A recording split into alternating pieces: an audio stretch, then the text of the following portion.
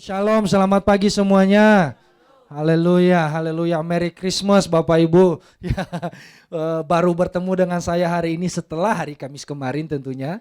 Dan Kamis kemarin puji Tuhan. Saya tidak bisa ibadah, kok puji Tuhan sih nggak bisa ibadah. Ya kita sudah berdandan ria, kita sudah rapi. Dan saya boleh katakan saudara, saya lebih ganteng dari hari ini, hari Kamis kemarin.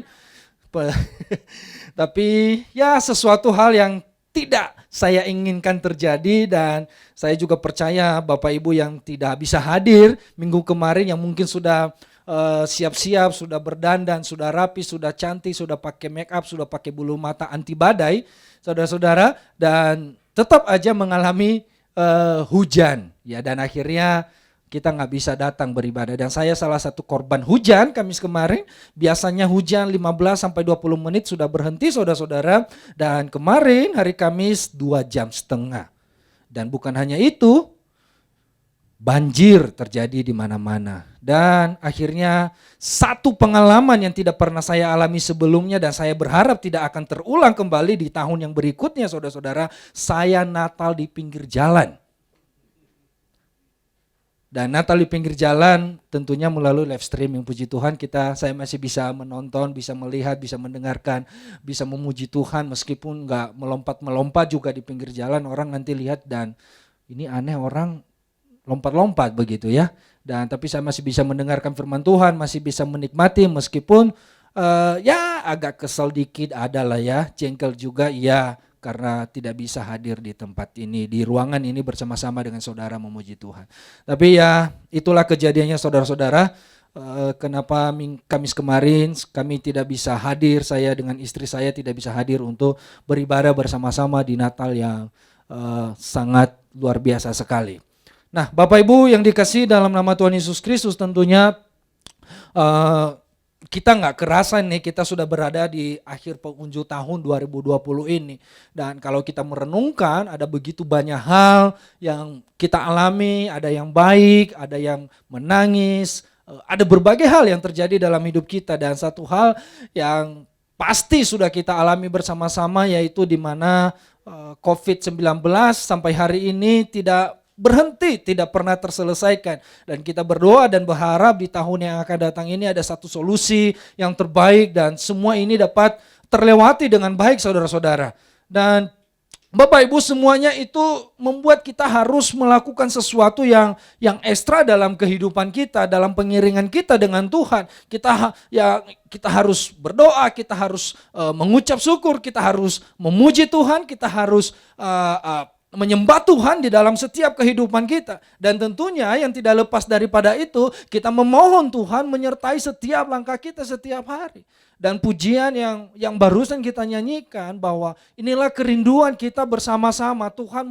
Kita rindu Tuhan menyertai setiap langkah kita. Kita mau Tuhan ada bersama dengan kita di setiap apapun musim kehidupan kita. Dunia ini boleh berubah, segala sesuatu boleh bergoncang, tapi Tuhan tidak pernah berubah dalam hidup saudara dan saya. Oleh sebab itu pegang Tuhan semaksimal mungkin. Hidup di dalam kebenaran dengan Tuhan. Maka engkau dan saya dan semua kita yang ada di ruangan ini, kita akan mengalami kemenangan demi kemenangan. Orang lain mengalami badai kehidupan, kita mungkin juga akan mengalaminya. Tapi percayalah, Allah yang kita sembah, Yesus yang kita agungkan, Allah yang kita muliakan setiap saat dalam kehidupan kita, sekali-kali tidak pernah meninggalkan hidup saudara dan saya. Amin. Makanya pagi hari ini saya berbicara satu kebenaran firman Tuhan, yaitu be strong. Jadilah kuat dan berani. Ya saudara-saudara, di dalam ayat firman Tuhan ini kita belajar bersama-sama nanti apa yang saya akan sampaikan, bahwa menuju tahun 2021 kita perlu hidup di dalam kekuatan. Nah kekuatan ini gak bersumber daripada kehidupan kita. Kekuatan saudara dan saya terbatas sebagai manusia. Kekuatan kita sebagai manusia yang penuh dengan berbagai kelemahan akan sangat terbatas. Kita akan mudah menyerah, kita akan mudah kalah. Tetapi saya percaya jika kita ada di dalam Tuhan, jika kita berpegang pada firman Tuhan, jika kita disertai oleh Tuhan setiap hari, kita akan menjadi kuat. Amin. Kita akan menjadi berani kehidupannya. Kita berani melangkah di tengah-tengah ketidakpastian kehidupan kita. Tetapi kita, anak Tuhan, akan berani melihat kemenangan demi kemenangan di setiap musim apapun yang terjadi dalam kehidupan kita. Amin, saudara-saudara. Mari kita buka Alkitab kita bersama-sama di dalam kitab Yosua pasal 1. Dari ayat 1 sampai ayat yang ke-7 terlebih dahulu. Ayat ke-6 sampai ayat ke-6. Oke. Yosua pasal 1 ayat 1 sampai ayat yang ke-5. Yosua 1 ayat 1 sampai 5. Sesudah Musa hamba Tuhan itu mati, berfirmanlah Tuhan kepada Yosua bin Nun, abdi Musa itu, demikian. Hambaku Musa telah mati, sebab itu bersiaplah sekarang. Seberangilah sungai Yordan ini, engkau dan seluruh bangsa ini, menuju negeri yang akan kuberikan kepada mereka, kepada orang Israel itu. Setiap tempat yang akan diinjak oleh telapak kakimu, kuberikan kepada kamu, seperti yang telah kujanjikan kepada Musa. Dari padang gurun dan gunung Libanon yang sebelah sana itu sampai ke sungai besar, yakni sungai Efrat, seluruh tanah orang Het, sampai ke laut besar di sebelah matahari terbenam, semuanya itu akan menjadi daerahmu. Seorang pun tidak akan dapat bertahan menghadapi engkau seumur hidupmu. Seperti aku menyertai Musa, demikianlah aku akan menyertai engkau. Aku tidak akan membiarkan engkau dan tidak akan meninggalkan engkau. Ya.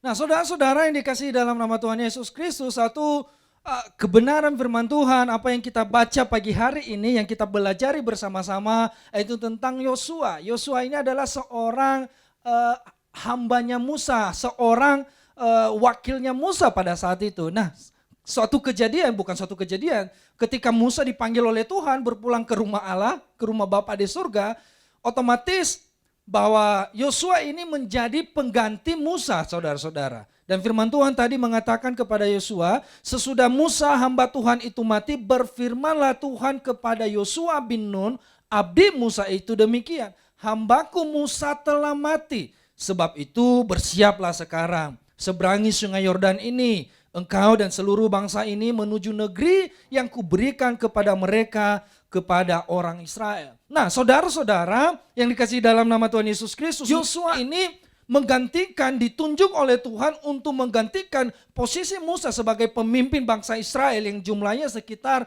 2 juta orang kurang lebih, saudara-saudara, pada saat itu. Kenapa? Karena Musa sudah nggak ada lagi. Jadi bangsa Israel butuh seorang pemimpin untuk membawa bangsa ini kepada tanah perjanjian, tanah Kanaan yang sudah pernah dijanjikan oleh Tuhan kepada bangsa Israel sebelumnya. Nah, saudara-saudara, persoalannya adalah Yosua, bangsa Israel ini bukan bangsa yang biasa, saudara-saudara. Bangsa Israel ini adalah firman Tuhan mencatat bangsa yang tegar tengkuk. Orang-orang yang keras kepala, bukan orang-orang yang biasa saja. Hari ini mereka bisa menyembah Tuhan, besok pagi bisa menyembah Baal, saudara-saudara. Hari ini bisa mereka sangat rohani sekali, besok sangat tidak rohani banget. Hari ini bisa baik banget, besok bisa berubah secara tiba-tiba. Bahkan sekali pernah Musa mengalami hampir ditimpul dengan batu. Dilempari pakai batu.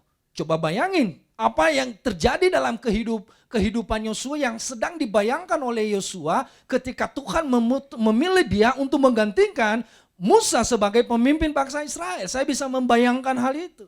Dan dia penuh dengan ketakutan, dia penuh dengan kekhawatiran, dia penuh dengan ketidakpastian dalam kehidupan Musa. Gimana ya? Itu merenungkan saja kehidupan bangsa Israel yang punya sikap karakter yang sangat luar biasa sekali. Belum lagi memikirkan, oh Tuhan, apa yang saya akan hadapi di depan. Tanah perjanjian memang Tuhan sudah janjikan, tapi untuk menuju ke sana butuh perjalanan. Perjalanannya bukan perjalanan yang singkat, saudara-saudara. Perjalanannya bukan perjalanan yang 1 hari 2 hari untuk mereka harus sampai ke tanah perjanjian. Artinya apa? Dalam perjalanan mereka pun mereka harus menghadapi berbagai tantangan. Mereka harus menghadapi berbagai kesulitan, situasi apapun, mungkin berperang dengan musuh. Dan di dalam situasi yang seperti itu butuh keputusan-keputusan yang diambil oleh Yosua untuk memimpin bangsa Israel, harus melangkah atau enggak, maju atau mundur. terus atau berhenti. Nggak ada maju mundur cantik, nggak ada saat itu. Yosua nggak pilih itu, maju mundur cantik, nggak. Dan Yosua bukan cantik, ganteng saudara-saudara, karena dia cowok. Enggak. Jadi saya bisa membayangkan kalau Tuhan mengatakan kepada Yosua begini, setiap bahwa dari padang gurun ini akan saya, dari padang gurun dan gunung Libanon yang sebelah sana sampai ke sungai besar, yang di sungai Efrat, seluruh tanah orang Het sampai ke laut besar, di sebelah matahari terbenam, semuanya itu akan menjadi daerahmu. Dan Tuhan mengatakan di ayat 5 bahwa seperti aku menyertai Musa, demikianlah aku akan menyertai engkau. Oh iya sih Tuhan, aku tahu kalau Tuhan akan menyertai saya. Tapi masih dalam hati saya penuh dengan ketakutan. Saya masih penuh dengan kekhawatiran. Saya tidak berani menghadapi, melangkah untuk maju ke depan. Lalu di ayat ke-6 mengatakan bahwa kuatkan dan teguhkanlah hatimu. Nah, saudara-saudara yang dikasihi dalam nama Tuhan Yesus Kristus, dalam versi NIV, itu bukan hanya teguhkan hatimu, tapi terjemahannya mengatakan berani. Makanya judul saya tadi bahwa bukan teguhkan hatimu, be strong and courage. Artinya apa? Jadilah pribadi yang berani. Dan saya memahami hal ini dari kemarin. Apa bedanya jadilah kuat dan berani. Nah saudara-saudara yang dikasihi dalam nama Tuhan Yesus, kuat itu secara fisik. Dan sedangkan berani itu berkaitan dengan mental saudara-saudara. Ada begitu banyak orang yang terlihatnya kuat, tapi takut kecoa. Itu mental saudara-saudara. Ada begitu banyak orang yang badannya atletis, binaragawa.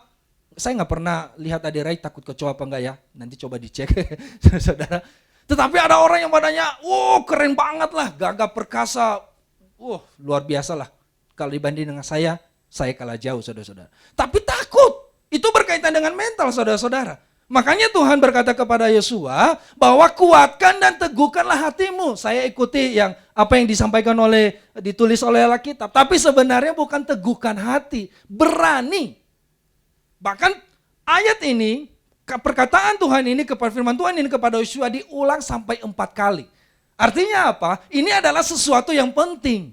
Ini adalah sesuatu yang sangat serius dalam kehidupan Yosua. Kenapa? Saya bisa membayangkan betapa besar ketakutan Yosua saat itu. Betapa besar ketakutan yang sedang dialami oleh Yosua. Dan itu bukan hanya berkaitan secara fisiknya, tapi mentalnya juga saudara-saudara. Mental ini menjadi penting, menentukan sekali apa yang akan kita lakukan. Mungkin kita punya pengetahuan yang hebat, mungkin kita punya segala sesuatu yang kita bisa lakukan. Tetapi kalau mentalnya ciuk, melempeng kayak kerupuk saudara-saudara, ya kita nggak bisa melakukan apa-apa. Kita nggak bisa melangkah, kita nggak bisa meraih sesuatu. Nah saudara-saudara yang dikasihi dalam nama Tuhan Yesus, ada begitu banyak orang dalam hidup ini mengalami kegagalan demi kegagalan setiap hari dalam kehidupannya. Tetapi kalau dia punya mental yang berani melakukan sesuatu, memulai lagi dari awal. Hari ini gagal, besok saya akan melakukan sekali lagi. Dan saya percaya dia akan mengalami kemenangan. Dan kita melihat salah satu kisah dalam dunia ini, Thomas Alva Edison yang pernah diceritakan di atas saudara-saudara. Dia gagal berulang kali. Coba kalau mentalnya Thomas Alva Edison pada saat itu mental kerupung, melempeng, udah gagal sekali, udahlah jangan terusin lagi, buat apa lagi. Mungkin dia nggak akan kita menikmati hasil karyanya hari ini. Tetapi karena Thomas Alva Edison punya mental seorang prajurit, mental seorang yang berani melangkah meskipun gagal, meskipun ada tantangan, meskipun ada penghalang, meskipun ada hambatan. Hari ini saya gagal, saya akan mencoba lagi ke depan karena saya tahu Allah bersama dengan saya. Nah saudara-saudara dikasih dalam nama Tuhan Yesus Kristus, firman Tuhan katakan kepada Yosua, kuatkan, jadilah kuat. Kenapa ini penting jadilah kuat? Saudara-saudara, kekuatan ini penting untuk ada dalam kehidupan kita dan setiap hari. Kalau kita nggak jadi kuat, kita akan lemah. Lawan kata dari kuat kan lemah saudara-saudara. Hanya itu dua pilihan, kita kuat atau lemah sama sekali. Nah kehidupan ini suka atau nggak suka, setuju atau nggak setuju saudara, akan terus menghadapi tekanan demi tekanan. Setuju atau nggak setuju, terima atau nggak terima, setiap saat, kapan saja, datang kapan saja, kita pasti menghadapi persoalan hidup. Saudara dan saya akan mengalami pergumulan hidup. Di mana saja, kapan saja, kadang-kadang kita nggak ngundang, datang dengan sendirinya saudara-saudara. Dalam kehidupan kita. Tetapi untuk melewati semuanya itu, kita perlu kekuatan. Makanya Tuhan berkatakan kepada Yosua, jadilah kuat. Masalah yang serius yang dihadapi Yosua adalah mulai melemah. Dia mulai ketakutan, dia nggak berani melakukan. Makanya Tuhan bilang, jadilah kuat dan berani. Jadi kita tidak hanya bertindak secara fisik, kita menjadi orang yang pemberani, tapi mental kita perlu mengalami Tuhan. Kalau kita mental saudara dan saya sudah mengalami Tuhan, kita akan menjadi orang-orang yang berani melangkah di dalam Tuhan dengan penuh kepastian. Nggak ragu-ragu saudara-saudara. Nggak ragu-ragu, benar nggak ya? Nggak maju mundur, enggak, iya, enggak. Saudara-saudara, akhirnya kita masih seperti orang yang sedang berolahraga di atas treadmill, saudara-saudara. Apa yang dilakukan? Dia terus berlari, kita capek berlari di tempat, keluar kering dan sebagainya. Tetapi kita nggak sampai kemana-mana, masih di tempat yang sama. Nah, kehidupan kita perlu mengalami ini. Mental kita harus menjadi mental seorang pahlawan. Mental kita harus menjadi mental seorang anak Tuhan yang siap melangkah apapun yang akan terjadi. Dan ini masalah serius kepada Yosua. Dan firman Tuhan katakan, apa Paulus pernah bilang ke Tuhan, jadilah laki-laki seperti seorang laki-laki yang berdiri kuat. Kenapa ini penting? Saya merenungkan hal ini. Karena kenapa laki-laki itu bukan hanya kuat secara fisik, tapi seringkali juga mereka punya mental yang benar dan baik. Ya mungkin juga perempuan ada yang sama. Tetapi Paulus memberikan contoh, jadilah kuat, berdirilah seperti seorang laki-laki. Karena laki-laki secara fisik seorang yang kuat, meskipun banyak yang zaman sekarang melambai saudara-saudara. Ya, agak melambai dikit. Itu zaman sekarang terjadi. Tetapi tuh yang jelas laki-laki pada hakikatnya adalah seorang yang kuat, seorang yang gagah perkasa, strong. Mbak. Itu kalau saudara yang sering ke salon tuh biasanya kan gitu ya. Ci, mau dipijit yang mana ya? Mau dikeramas, dikrimbat? Gitu kan? Ya saudara-saudara ya. Nah, oleh sebab itu laki-laki ini kekuatan ini menjadi sesuatu yang sangat penting. Kuat dan berani. Makanya poin yang pertama saya adalah kuat dan teguhkanlah hatimu. Nah, saudara-saudara, ada satu kisah seorang Florence Chadwick ya, saudara-saudara. Dia adalah seorang perenang Amerika Serikat pada tahun 1952. Nah, saudara-saudara yang dikasihi dalam nama Tuhan Yesus Kristus, seorang perenang wanita Amerika itu mencoba berenang perairan laut yang dingin antara Pulau Catalina dan pantai California. Nah, saudara-saudara, dia berenang melalui cuaca yang berkabut di laut yang saat itu juga sangat dingin selama 15 jam. Dan suatu kejadian saudara-saudara, ototnya mulai kram dan bukan hanya ototnya saja, mentalnya mulai melemah. Jadi dia memohon untuk dibawa keluar dari air, tetapi ibunya mengatakan yang ada di perahu, yang di atas perahu yang menemani dia di sampingnya mengatakan, "Hei nah, jangan menyerah, sebentar lagi kamu akan sampai."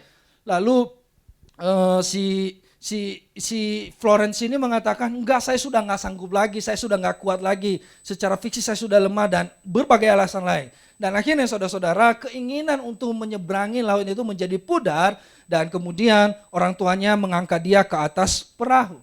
Dan saudara-saudara tahu apa yang terjadi, bahwa setelah tidak lama kemudian sampai dia di atas perahu, kabut itu menjadi hilang. Kabut itu menjadi hilang dan akhirnya dia melihat ke depan. Dan apa yang dilihatnya, jarak antara dia dengan pantai, ujung pantai itu adalah tidak sampai 1 kilometer, hanya sekitar beberapa ratus meter lagi. Dan dia mengatakan, seandainya saya bisa tahu bahwa pantai itu sudah dekat, saya tidak akan mudah menyerah. Seandainya saya sudah tahu bakal sampai lagi beberapa meter lagi, puluhan meter lagi, saya mungkin akan terus berenang meskipun saya harus capek, meskipun saya harus otot saya mulai kram, saya akan berjuang untuk melewati itu. Tapi seringkali karena saya tidak tahu apa yang ada di depan, karena kabut menutupi pandangan saya untuk melihat akhir dari perjalanan ini, maka saya mudah menyerah. Nah, saudara-saudara, kehidupan kita seringkali akan menjadi pribadi yang mudah menyerah, saudara-saudara. Pribadi yang mudah tidak melakukan apa-apa, menyerah saja. Ya, saya nggak tahu Tuhan, saya sudah berjuang, tapi ya sudahlah, nggak ada jalan keluar. Udah bohwat, udah nasibku, udah takdirku mungkin. Udah seperti begini. Tapi aku harus menghadapi ini. Ya. Tapi Tapi ya sudahlah Tuhan, aku nggak bisa ngapa-ngapain lagi. Makanya saya bilang begini saudara-saudara, bahwa rintangan seringkali membuat seseorang mudah menyerah dan berhenti untuk melangkah. Nah Yosua adalah tantangan, persoalan yang sedang dihadapi Yosua adalah tentang keberanian, tentang mentalnya yang harus diubahkan oleh Tuhan. Nah oleh sebab itu Flores juga mengalami yang sama. Dia mudah menyerah karena dia nggak bisa melihat apa yang ada di depan. Seringkali kita anak-anak Tuhan ketika kita menghadapi situasi yang sulit, karena kita nggak bisa melihat ending dari perjalanan, ending dari apa yang sedang kita hadapi, maka seringkali kita mudah sekali untuk menyerah dengan kondisi, dengan keadaan yang sedang kita hadapi.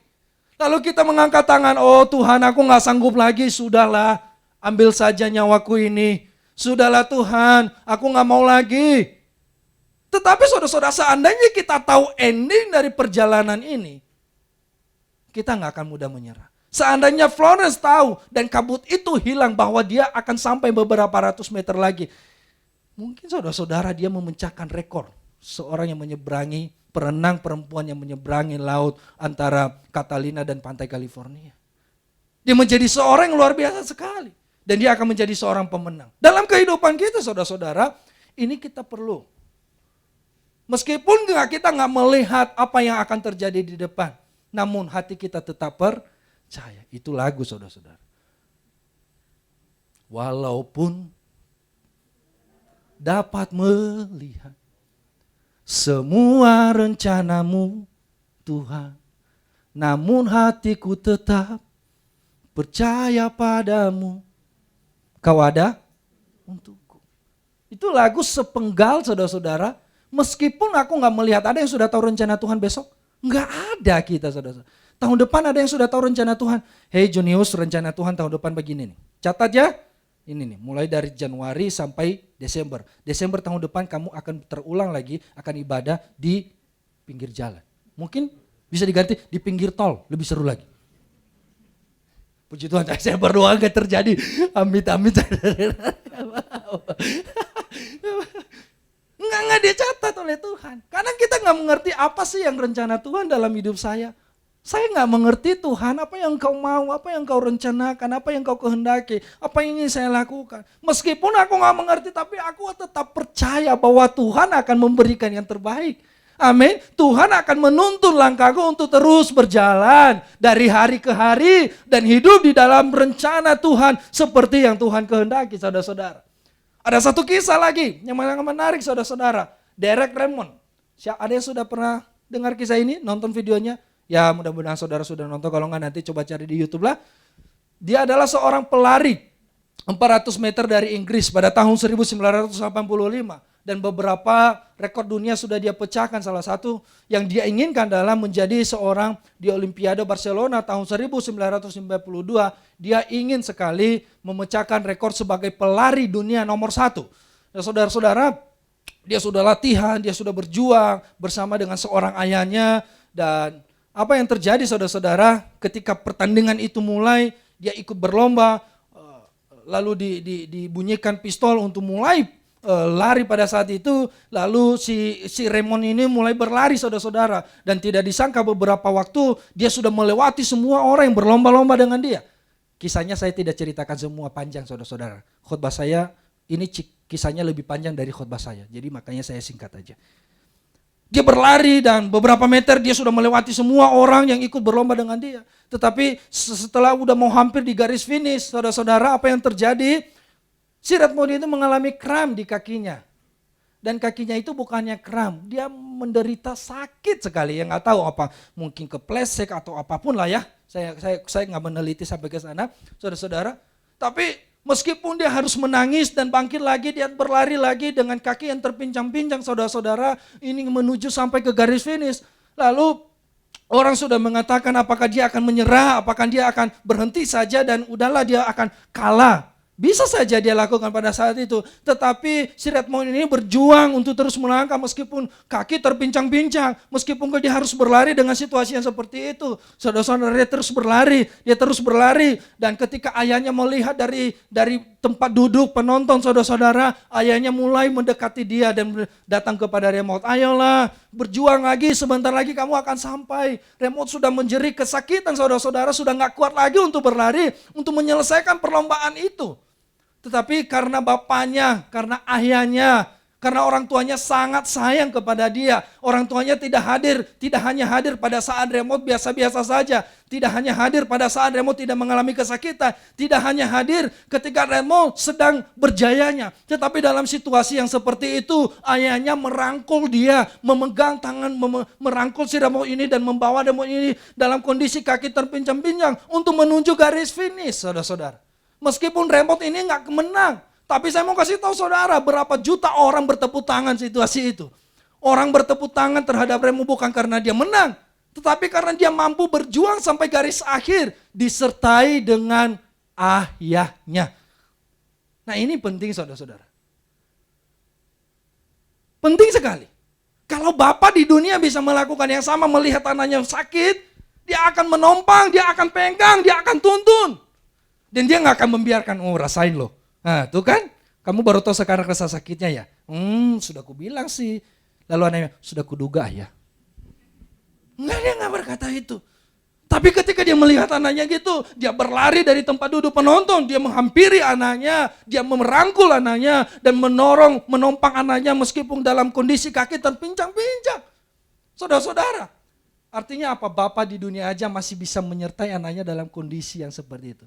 Saya kasih tahu saudara, Bapa kita di surga lebih dari Bapa di dunia. Allah kita lebih dari Bapa di dunia. Artinya apa? Dalam situasi dan kondisi apapun dalam hidupmu, Allah tidak akan pernah meninggalkan saudara dan saya. Dia akan ada, menggendong saudara, memegang tangan saudara, menuntun saudara sampai di garis akhir. Tapi Tuhan, saya sudah gak sanggup lagi, kaki saya udah terpincang-pincang, gak akan sanggup lagi berlari lagi. No, kata Tuhan, jangan berhenti berjuang. Dengarkan anakku, aku ada menyertaimu, akulah Allah Immanuel. Haleluya. Amin. Yesus disebut Immanuel. Kenapa? Karena dia Allah yang beserta dan menyertai kehidupan saudara setiap hari. Yesus yang lahir di dunia ini bukan hanya sekedar lahir, lalu saya sudah lahir ya, tugas saya udah menebus manusia, udah selesai saya balik lagi ke surga, ya Bapa. Enggak begitu. Yesus hadir bukan hanya sekedar lahir, tetapi dia juga menyertai hidup saudara dan saya. Bahkan firman Tuhan mengatakan, kenapa Yesus menjadi manusia? Supaya dia mengalami penderitaan manusia, supaya dia tahu apa yang saudara rasakan dan yang Yesus rasakan. Sama saudara-saudara, artinya apa? Dia mengerti betul setiap kehidupan saudara dan saya. Dia tahu betul setiap kondisi saudara dan saya. Kalau dia tahu, masa sih dia biarkan kita panggil dia Bapak. Bapak tolong saya sedang kepincang-pincang. Bapaknya bilang, sudah kubilang sih dari dulu berhenti saja, udah. Tapi kamu gak nurut sih. Enggak, bapaknya gak bilang gitu. Bapaknya gak bilang gitu kalau anaknya lagi kesakitan. Anakku, saya bersyukur anak saya bisa sakit. Kenapa? Senang sekali saya dia melihat dia menderita. Gak ada ya begitu bapak dia senang di dunia anaknya melihat menderita. Coba saudara yang punya anak, kalau anaknya sakit buru-buru cari obat.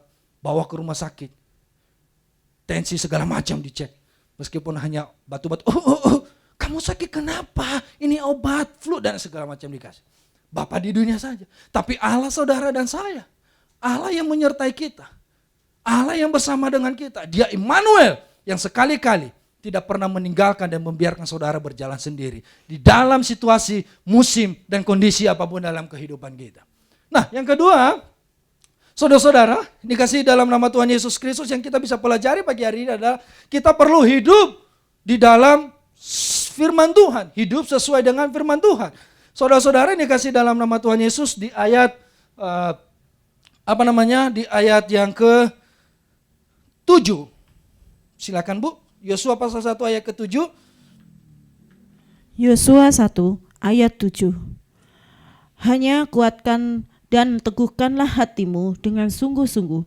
Bertindaklah hati-hati sesuai dengan seluruh hukum yang telah diperintahkan kepadamu oleh hambaku Musa. Janganlah menyimpang ke kanan atau ke kiri, supaya engkau beruntung kemanapun engkau pergi. Ya. Nah, saudara-saudara yang dikasihi dalam nama Tuhan Yesus Kristus, ada poin yang penting yang kedua yang saya mau sampaikan kepada saudara. Selain kita kuat dan berani melangkah bersama dengan Tuhan, yang kedua adalah kita perlu hidup sesuai firman Tuhan. Saudara-saudara, saya membaca banyak ayat. Tetapi hanya di sini di dalam Yosua ini ditulis bahwa engkau akan berhasil dan beruntung. Ini penting. Saya mencari tahu rahasia kesuksesan di dunia mulai banyak sekali. Ada orang motivator mengatakan rahasia kesuksesan satu, bla bla bla bla. Dua, banyak sekali. Kalau saudara pernah ikut seminar motivator, bayar mahal-mahal tapi isinya sama aja sih sebenarnya. Nggak ada bedanya saudara-saudara. Tapi di sini, di Yosua pasal 1 ini dituliskan, kalau engkau mau berhasil dan beruntung dalam kehidupanmu, ada 3 hal. Yang pertama apa? Saya mau kasih tahu saudara ini seminar mahal saudara, bercanda. Tidak perlu bayar. 1 adalah merenungkan apa? Firman Tuhan siang dan malam. Ini penting saudara-saudara. Merenungkan firman Tuhan siang dan malam. Yang kedua apa? Tidak menyimpang ke kiri dan ke kanan. Artinya berjalan sesuai dengan aturannya Tuhan. Dan yang ketiga adalah bertindak hati-hati. Artinya apa sih bertindak hati-hati? Pegang ini, aduh hati-hati ya jatuh atau bukan. Saudara, bertindak hati-hati artinya adalah bertindak sesuai koridor dan aturannya Tuhan. Bapak Ibu, itu hati-hati sekali, jangan mengambil keputusan gegabah dalam kehidupan kita. Nah, rahasia keberhasilan yang sedang dibicarakan oleh Tuhan kepada Yosua mengatakan, hanya kuatkan dan teguhkan hatimu dengan sungguh-sungguh, bertindaklah hati-hati seluruh hukum yang telah diperintahkan kepadamu oleh hambaku Musa. Janganlah menyimpang ke kiri atau ke kanan, supaya engkau beruntung kemana engkau pergi. Kemudian jangan engkau lupa memperkatakan kitab Taurat ini, tetapi renungkanlah itu siang dan malam supaya engkau bertindak hati-hati sesuai dengan segala yang tertulis di dalam, sebab dengan demikian perjalananmu akan berhasil dan engkau akan beruntung. 2 kali kata yang sama, berhasil dan beruntung. Apa bedanya berhasil dan beruntung? Hoki saudara-saudara. Itu orang hoki banget ya. Saya pernah dapat hoki. Tahun lalu saudara-saudara ikut Natal, salah satu Natal pada saat selesai Natal ternyata ada voucher diundi nomor undiannya. Dan saya hoki sekali. Sebagian ketawa yang sudah tahu itu. Hokinya adalah, ya sebenarnya enggak. Bulan madu dengan harapan bisa dapat baby. Ya Tuhan berkati maksudnya. Tapi ya puji Tuhan sampai hari ini babynya masih dalam awan-awan yang belum terlihat. Tapi hatiku percaya sama Tuhan maksudnya. Nah saudara-saudara, itu hoki. Sedangkan berhasil itu merupakan upaya yang harus kita lakukan. Ada suatu effort yang kita harus lakukan saudara-saudara kalau kita mau berhasil. Tapi kalau hoki, Bapak Ibu, keberuntungan itu secara tiba-tiba kadang-kadang. Kadang-kadang kita tuh sering belanja di, ya boleh sebut ya salah satu tempat belanja di Cijerah itu saudara-saudara, dan setiap selesai belanja itu saudara kita harus isi kupon segala macam dan masuki di dalam kotak besar itu, masuki dengan tujuan berharap kita dapat hoki di akhir tahun karena diundi, karena hadiahnya menarik, mulai dari mobil, motor, TV, dan puji Tuhan sampai hari ini berulang kali kita ikut belum hoki. Saudara-saudara, itu hoki, keberuntungan saudara-saudara. Nah menariknya adalah Tuhan bilang, kalau engkau melakukan 3 hal ini, merenungkan firman Tuhan siang dan malam, kemudian tidak menyimpang ke kiri dan ke kanan, bertindak hati-hati, engkau akan berhasil dan beruntung. Dua-duanya. Ada yang gak mau berhasil di tempat ini? Boleh angkat tangan, nanti didoakan setelah pulang gereja. Ada yang gak mau mengalami keberuntungan? Saya percaya semua kita kalau ditanya, kamu mau berhasil gak? Mau. Kamu mau hoki gak setiap saat? Mau. Semua juga. Kalau ditanya, kamu berhasil? Enggak lah. Tujuan hidupku bukan untuk berhasil. Wih, so sweet banget ya saudara-saudara. Tujuan hidupmu apa? Saya tujuan hidupnya mengalir aja. Saya kasih tahu saudara, tujuan hidupnya mengalir aja, ujungnya kecomberan Bapak Ibu. Serius. Boleh lihat. Kita punya tujuan, Tuhan bilang keberhasilan itu bukan sesuatu yang salah Bapak Ibu. Tuhan sudah bilang bahwa engkau akan berhasil dan beruntung. Artinya apa kalau saudara berhasil dalam kehidupanmu, itu bersyukurlah sama Tuhan. Amin. Karena itu bukan dosa. Amin. Itu gak haram hukumnya. Berhasil dan beruntung itu sesuatu yang penting. Dan Tuhan bilang kita semua anak-anak Tuhan juga harus hidup dalam keberhasilan dan beruntung. Tetapi sebelum kita sampai mengalami berhasil dan beruntung, kemanapun kita akan pergi. Nah itu loh janji Tuhan, kemanapun engkau pergi, engkau berhasil dan beruntung, kita harus Ini nih 3 hal ini dalam kehidupan kita. Mau berhasil nggak? Mau. Tapi mau nggak mengikuti langkah ini? Enggak. Berhasil nggak? Mau. Mau hoki terus nggak kemanapun engkau pergi? Mau. Tapi nggak mau merenungkan firman Tuhan siang dan malam. Tidak mau, tidak menyimpang ke kiri dan ke kanan. Saya pengennya semaunya saya, bukan semaunya Tuhan. Ada begitu banyak jalannya di dunia ini yang ditawarkan oleh dunia. Tadi malam saya menonton satu film, Wonder Woman. Pastor Andi sudah menginginkan film ini, saya nggak tahu apakah sudah ditonton atau belum. Saudara-saudara lewat nonton online, saudara-saudara, Wonder Woman itu ada satu batu lah kisahnya, aduh. Batu ini ditemukan oleh ahli, saudara-saudara, dan di batu itu bisa mengabulkan keinginan. Ini ya catat ya, bukan permohonan, keinginan. Keinginan apapun bisa dikabulkan. Si Wonder Woman ini, si Gadot itu, saudara-saudara, namanya Gadot ya. Dia punya keinginan supaya pacarnya bisa kembali lagi yang sudah meninggal di film sebelumnya. Sebelumnya lagi, Wonder Woman yang pertama, saudara-saudara. Ya, yang sudah nonton filmnya pasti akan tahu ceritanya. Dia punya pacar, ini bakal panjang lagi ya saudara-saudara. Udah lupakanlah. Yang penting intinya gitu. Dia punya pacar dan ini kembali yang sudah meninggal di atas pesawat pada saat bom dibawa. Nah, kemudian ada satu lagi temannya namanya Barbara. Barbara ini seorang yang kuper, saudara-saudara. Udah kuper, agak sedikit lanjut usianya. Dan orang-orang itu gak mau melihat dia, gak ada yang naksir sama dia, gak ada seorang yang ngajak dia pacaran dan sebagainya, saudara-saudara. Lalu mereka ini berdua, satu Gadot, satu si Barbara ini, saudara. Si Barbara ini, si Gadot memegang batu itu lalu mempunyai keinginan supaya pacarnya kembali. Lalu si Barbara memegang juga batu itu, punya keinginan supaya dia seperti Gadot.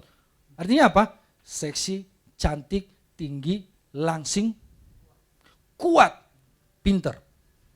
Tuh, saya percaya kalau ada batu itu di tempat ini saudara bahkan berencana begitu.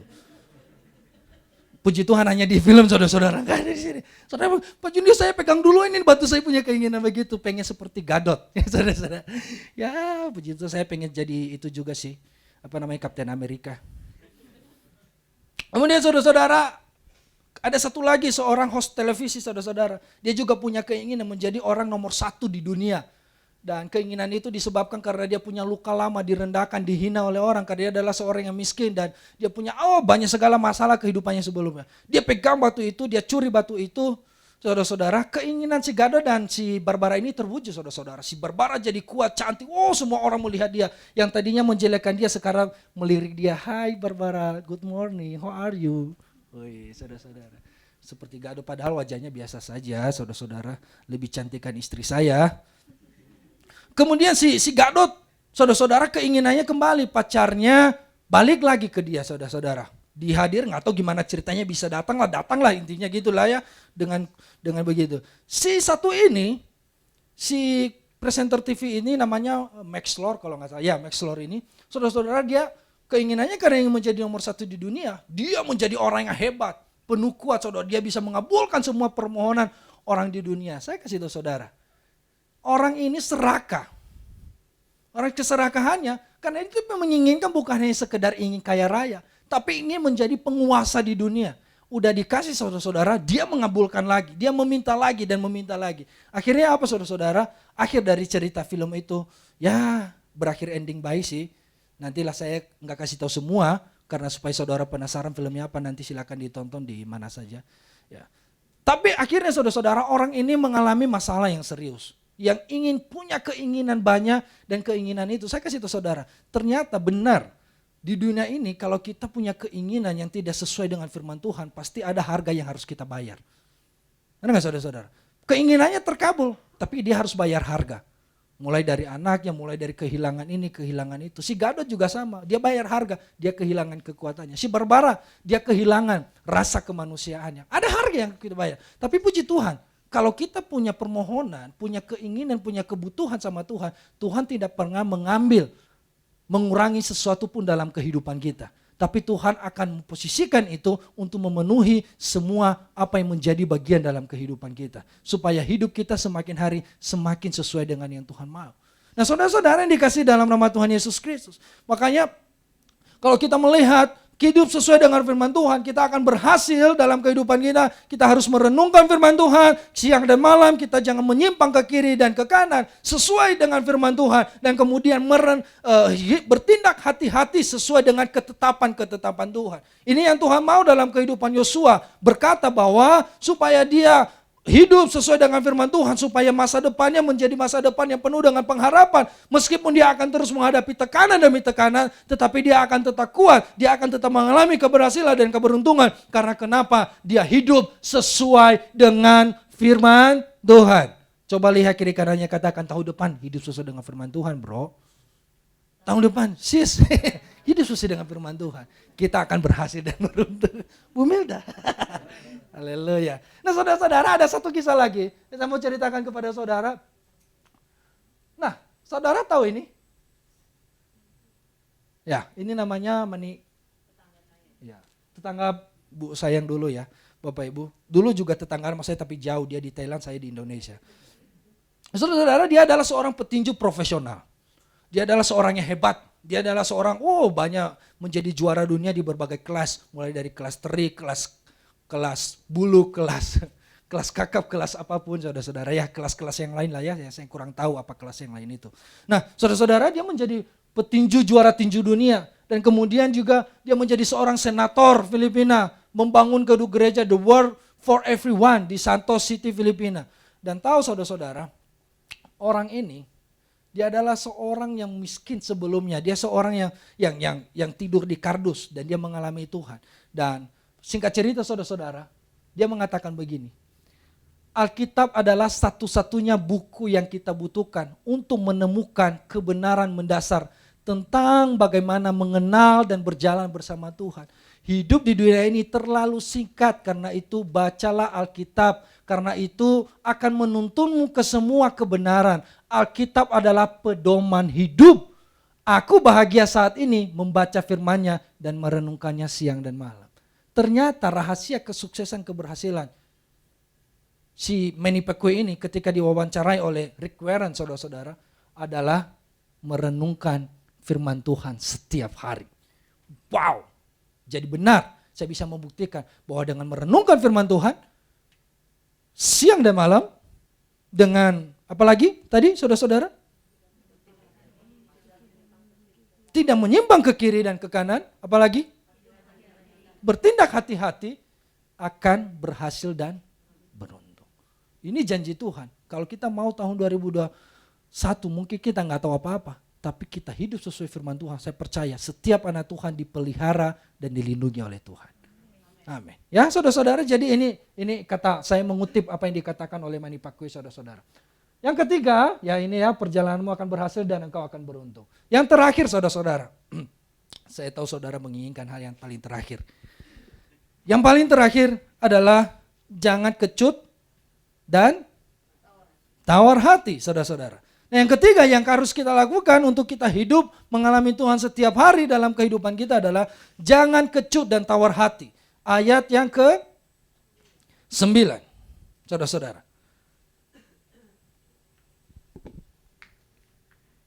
Yosua 1 ayat 9.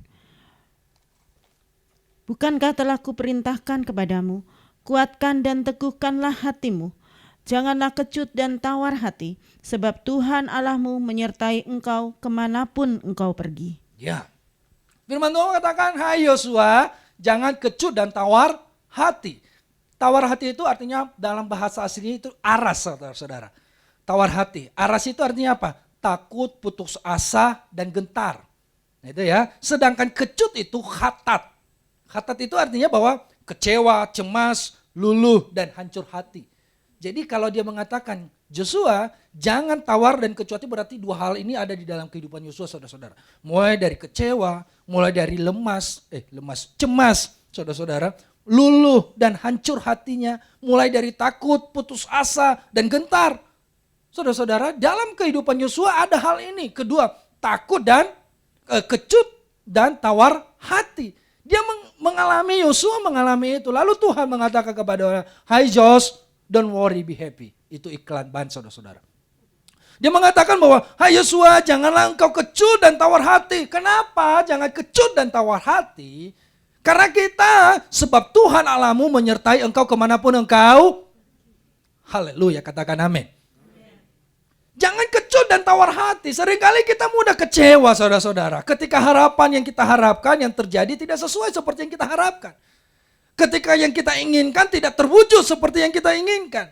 Bahkan sebaliknya. Ketika kita sering mengalami hancur hati, putus asa, takut, gemetar menghadapi dunia ini, menghadapi COVID-19 dipenuhi oleh ketakutan yang berlebihan.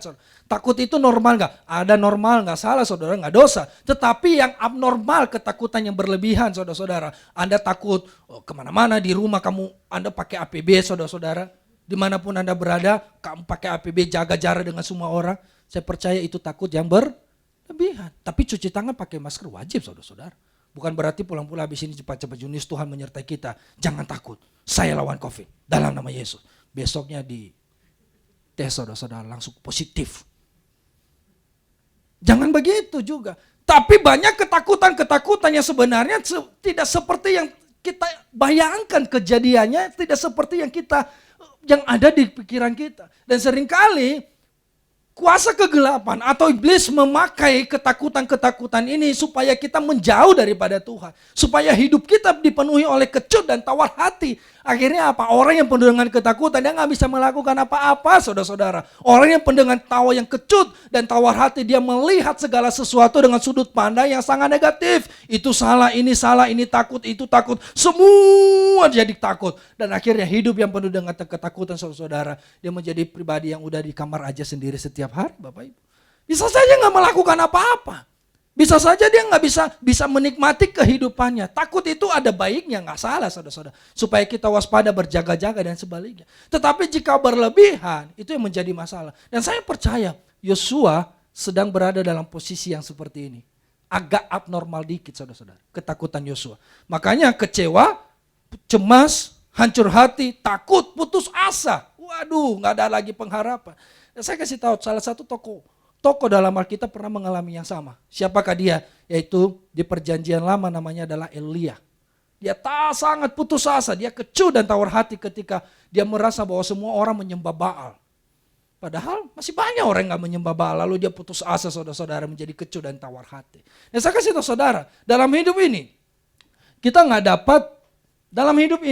kita tidak dapat menghindari hal-hal yang membuat kita menangis atau kita takut. Namun menjadi kecut dan tawar hati adalah sebuah pilihan.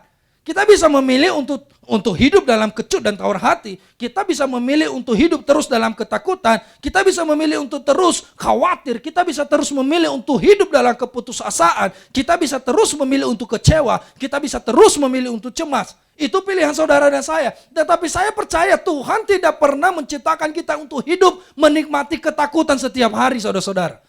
Saya percaya Tuhan tidak pernah memilih saudara dan saya supaya saudara dipenuhi menjadi anak-anak Tuhan yang takut, yang dipenuhi oleh kegentaran, kekhawatiran, dan sebagainya segala sesuatu menjadi negatif dalam kehidupan kita. No, saya percaya Tuhan menciptakan kita untuk menikmati sukacita di dalam Tuhan. Amin. Untuk menikmati setiap berkat-berkat yang sedang Tuhan sediakan. Karena kenapa? Sebab Tuhan Allahmu menyertai engkau kemana engkau pergi. Wherever you go. Wih, keren ya, sadis. Ya, kemanapun engkau pergi. Hai yang ada di rumah, saat ini yang sedang nonton, kemanapun engkau pergi, kalau engkau hidup sesuai firman Tuhan, Tuhan akan menyertaimu.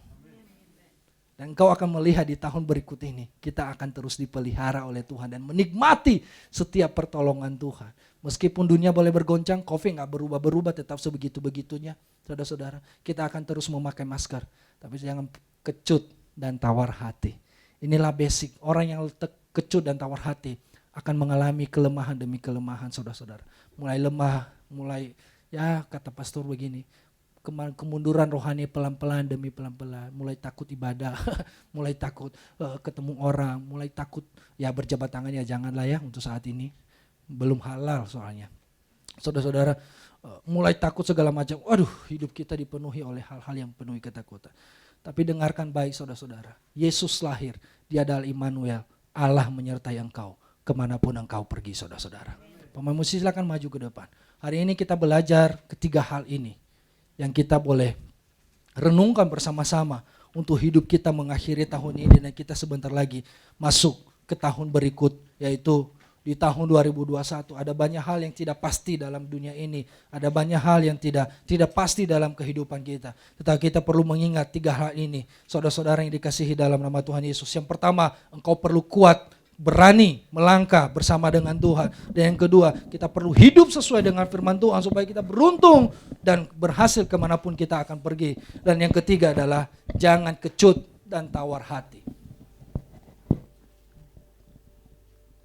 Boleh kita berdiri bersama-sama. Bapa di dalam surga, kami mengucap syukur karena pagi hari ini kami sama-sama boleh dilawat oleh kuasa Roh-Mu yang kudus dan juga firman Tuhan, bahkan hadirat Tuhan hadir di tengah-tengah kami. Kami mengucap syukur ya Bapa dalam surga untuk firman Tuhan yang sudah membekali kami untuk memasuki tahun yang baru dengan kekuatan yang datangnya dari Tuhan. Dan biarlah kekuatan ini boleh nyata di dalam kehidupan kami sehari-hari dan boleh menjadi kesaksian bagi banyak orang yang ada dan melihat kami bahwa kami diberi kekuatan yang datangnya dari Tuhan sendiri. Bapa dalam surga, kami juga berdoa untuk Pak Junius yang sudah menyampaikan firman Tuhan. Tuhan sendiri yang terus memberkati dalam pelayanannya, dalam studinya, di dalam semua hal yang dilakukannya, tugas tanggung jawabnya, biarlah semuanya boleh benar-benar diberkati oleh Tuhan. Rumah tangganya, keluarganya, saudara-saudaranya, keluarga besarnya, semuanya diberkati oleh Tuhan. Tuhan berikan kesehatan dan Tuhan juga yang akan menolong di dalam setiap pergumulan yang ada. Bapa dalam surga, kami mengucap syukur karena pagi hari ini kami juga boleh menyampaikan persembahan. Dan biarlah semua persembahan ini berkenan di hadapan Tuhan, dan Tuhan sendiri yang akan menyucikan, kuduskan semua persembahan ini, dan Tuhan yang akan membalas semua persembahan ini dengan berkat Tuhan berkelimpahan di dalam hidup setiap orang yang sudah dengan sungguh hati menyampaikan persembahan di hadapan Tuhan. Bapa dalam surga, kami juga sehati berdoa bagi saudara-saudara kami yang lain, mereka yang menyaksikan ibadah ini, mengikuti ibadah ini melalui streaming, live streaming di YouTube Tabernakel Kasih. Biarlah Tuhan Engkau sendiri yang terus juga memberkati mereka dan tetap menyatukan kami semua di dalam satu kesatuan hati sebagai jemaat GBKDI Tabernakel Kasih. Kami berdoa bagi mereka yang saat ini yang biasanya ikut hadir di dalam ibadah ini tetapi tidak hadir, mungkin ada halangan ataupun ada hal-hal yang lain. Tuhan tetap Engkau sertai mereka. Jika mereka sakit, Tuhan jamah, Tuhan sembuhkan dengan kuasa Tuhan. Terima kasih Bapa. Kami berdoa untuk Kota Bandung yang saat ini sedang berada dalam kondisi zona merah. Tuhan, biarlah Tuhan Engkau sendiri yang akan menolong setiap bagian di Kota Bandung ini dan meredakan kondisi yang buruk ini sehingga boleh kembali dalam kondisi yang baik. Dan banyak orang sudah diberi kesadaran penuh untuk benar-benar mengikuti protokol kesehatan yang diharuskan pemerintah.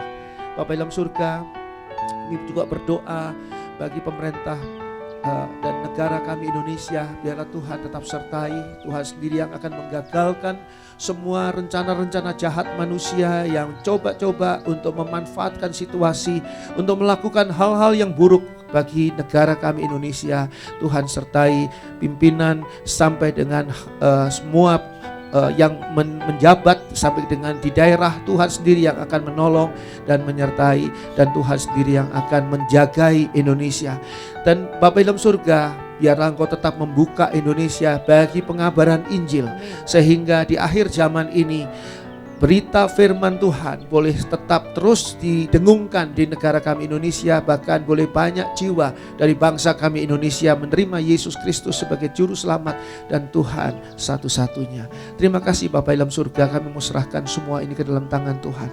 Bapa dalam surga, kami akan melanjutkan hidup kami, kegiatan kami pada hari ini.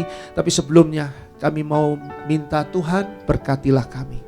Dicurahkan berkat yang datangnya dari Allah, di dalam kasih dan kemurahan Tuhan Yesus Kristus, dan di dalam persekutuan Allah Roh Kudus yang senantiasa menyertai kita dari saat ini sampai ketika Tuhan Yesus datang untuk menjemput kita masing-masing dan membawa kita masuk ke dalam surganya yang mulia, di dalam kasih kemurahan Allah yang tidak pernah habis. Di dalam nama Tuhan Yesus, terpuji nama Allah. Haleluya. Amin.